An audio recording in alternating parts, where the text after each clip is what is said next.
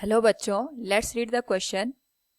If the lattice constant of this semiconductor is decreased, then which of the following are incorrect? Here, a diagram of semiconductor is given with conduction bandwidth EC, balance bandwidth EV and band gap EG and 4 options are given. हमें यहाँ पे incorrect statement को find out करना है. First of all, यहाँ पे हम की कॉन्सेप्ट की बात करेंगे विच इज इफेक्ट ऑफ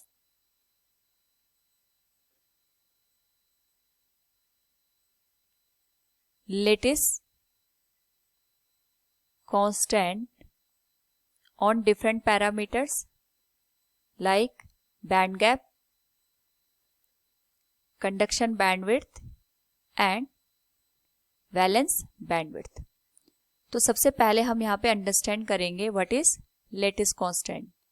तो लेटिस कांस्टेंट होता है यहाँ पे कोई भी जो मॉलिक्यूल की हम बात करते हैं तो मॉलिक्यूल डिफरेंट डिफरेंट एटम से मिलके बना होता है. सपोज ये कोई मॉलिक्यूल है जिसमें डिफरेंट डिफरेंट एटम एक दूसरे के साथ कनेक्ट है, तो इनके बीच की जो डिस्टेंस होती है उसी डिस्टेंस को हम यहाँ पे लेटिस कांस्टेंट कहते हैं. It is a distance between molecule or atoms in a particular crystal or material. Now, अगर हम यहाँ पे लेटिस कांस्टेंट की बात करते हैं तो मैंने बताया ये आपके पास डिस्टेंस होती है. तो अगर हम लेटिस कांस्टेंट की वैल्यू को यहाँ पे चेंज करते हैं, यानी अगर लेटिस कांस्टेंट इंक्रीज हो रहा है और डिक्रीज हो रहा है, इसका मतलब हो गया कि एटम के बीच की डिस्टेंस या तो इंक्रीज होगी या फिर जो डिस्टेंस है दैट विल गेट डिक्रीज्ड. तो इसकी वजह से हमें जो मॉलिक्यूल है और पार्टिकल है उसके बारे में इंफॉर्मेशन मिलेगी कि अगर डिस्टेंस डिक्रीज हो रही है तो जो एटम्स होते हैं वो क्लोजली बाउंड होंगे एक दूसरे के साथ, यानी उनमें जो भी अट्रैक्शन का फोर्स होगा वो ज्यादा होगा. और अगर यहाँ पे जो डिस्टेंस रिड्यूस होती है इसका मतलब जो एटम्स होते हैं वो लूजली बाउंड होते हैं, उनको हम इजीली एक दूसरे से सेपरेट कर सकते हैं. तो इस पर्टिकुलर केस में अगर हम बात करें, यहाँ पे lattice constant of a semiconductor is decrease, यहाँ पे लेटिस कांस्टेंट की वैल्यू डिक्रीज हो रही है. तो अगर हम बात करें लेटिस कांस्टेंट इज डिक्रीजिंग, इसका मतलब हो गया जो एटम के बीच की जो डिस्टेंस है दैट इज गेटिंग रिड्यूस, वो डिस्टेंस कम हो रही है. और डिस्टेंस कम होने की का मतलब हो गया जो एटम में इलेक्ट्रॉन्स होंगे या मॉलिक्यूल के अंदर जो एटम्स होंगे ये बाउंडेड होंगे एक दूसरे के साथ विद अ स्ट्रॉन्ग फोर्स.